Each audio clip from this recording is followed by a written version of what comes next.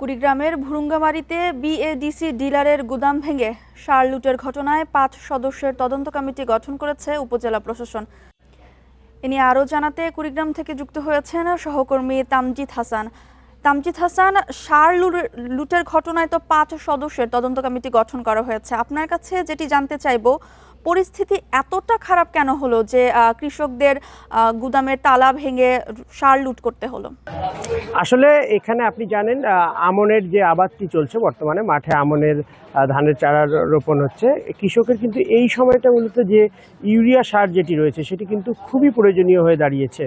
আমরা এখানকার মানুষজনের সাথে কথা বলেছি, স্থানীয় বাসিন্দাদের সাথে কথা বলেছি, তারা আমাদের যেটি জানিয়েছে যে কৃষক কিন্তু সকালবেলা থেকেই এই ডিলার পয়েন্টের সামনে অপেক্ষা করতে থাকে, অর্থাৎ সকাল 6টা থেকে তারা এখানে অপেক্ষা করতে থাকে। কিন্তু বেলা যত গড়াতে থাকে ততই কিন্তু তাদের ভিতরে ক্ষোভ, অস্বস্তি এটি বাড়তে থাকে। ফলে 10টার দিকে যখন তারা সার পায় না, অর্থাৎ ডিলার পয়েন্টের সামনে প্রায় 2 থেকে 250 মানুষ কিন্তু জমা হয়ে গিয়েছে। পরে তারা সার না পেয়ে তারা এই লুটপাটের ঘটনাটি ঘটেছে। তবে একটি বিষয় জানিয়ে রাখি যে ইতিমধ্যে একটি তদন্ত কমিটি গঠন হয়েছে। তদন্ত কমিটি আজকের মধ্যেই একটি রিপোর্ট প্রকাশ করবে। তবে যে সার লুটপাটের ঘটনাটি ঘটেছে এখানকার মধ্যে গতকাল রাত পর্যন্ত আমরা সকালেও খোঁজ খবর নিয়েছি 107 বস্তা সার কিন্তু এখানে এই গুদামে ফেরত এসেছে। আর আরেকটি বিষয় একটু জানিয়ে রাখি, এই শুধু সারই ফেরত আসেনি, যেসব কৃষক এখান থেকে সার নিয়েছেন তারা কিন্তু নগদ অর্থ সহায়তাও, কিন্তু অর্থ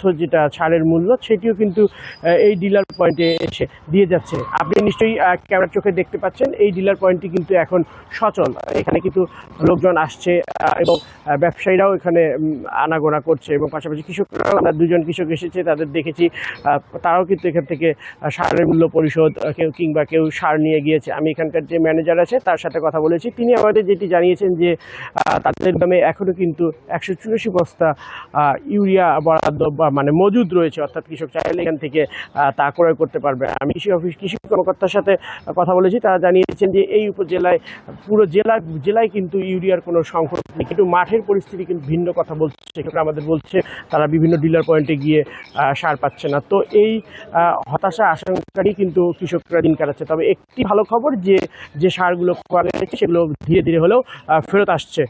তো এই হতাশা থেকে কৃষকদের মুক্তি কবে হবে তা বলা অনিশ্চিত। তবে আশার খবর, গুদামে সার ফেরত আসছে, যে গুদাম থেকে সার লুট হয়েছিল।